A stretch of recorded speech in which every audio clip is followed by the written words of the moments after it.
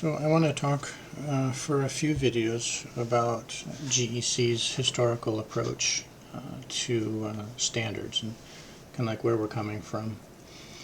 And first of all, GEC is not just a language training program. We're also a CLIL program, Content and Language Integrated Learning. So it's the content.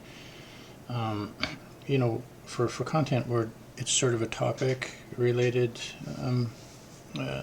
category where rather than using just functional language categories like following directions or the types of classroom phrases that you need to get through an experience in a language, we're talking about using different topics. And what we've done down here is we've got these.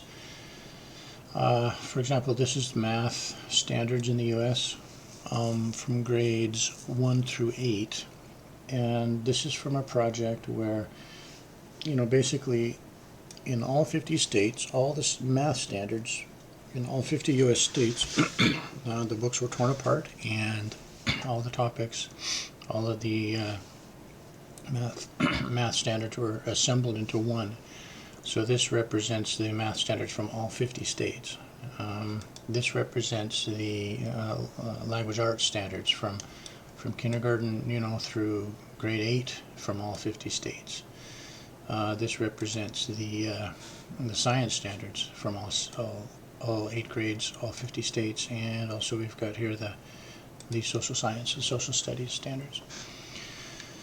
And the reason that we did this is because we weren't thinking so much to do language training in the States, but what we were thinking was that if we're going to get our students the language skills, help them achieve a language level wherein they can take Western academics, then we're going to choose from among these topics here to go ahead and train our students up to. In other words, we're not just language training. We want to end our language training program in actual academic materials and use academic materials to get the students to that point, okay? And so just as the problem in the U.S. is that each state has different standards, so if you have an ed tech provider who's trying to offer solutions in every state, you sort of have to have a multi-standards sort of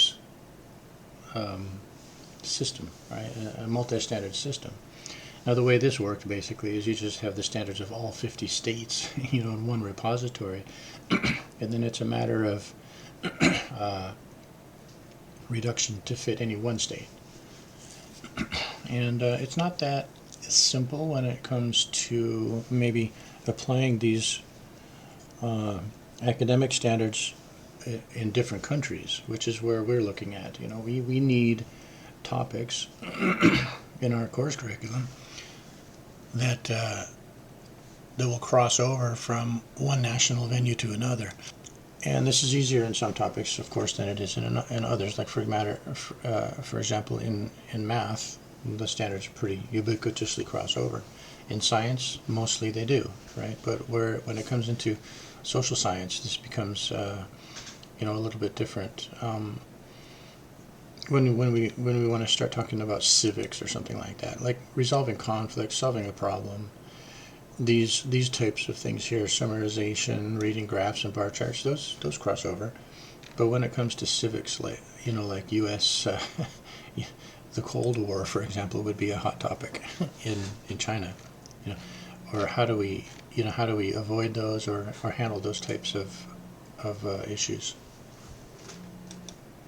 Now, an aspiration that we had earlier on was hopefully that we could align the English academic standards, match them up with some, of the standards and content that's happening like in Japan, for example. So the students might take a Japanese language, a Japanese lesson on the Phoenicians in the morning, and then we would have a matching lesson for them in the afternoon in English.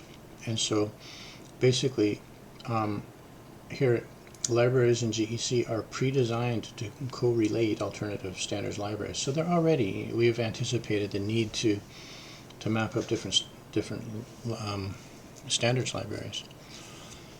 And this short video series is going to go through some of the tools and strategies that we have to do that.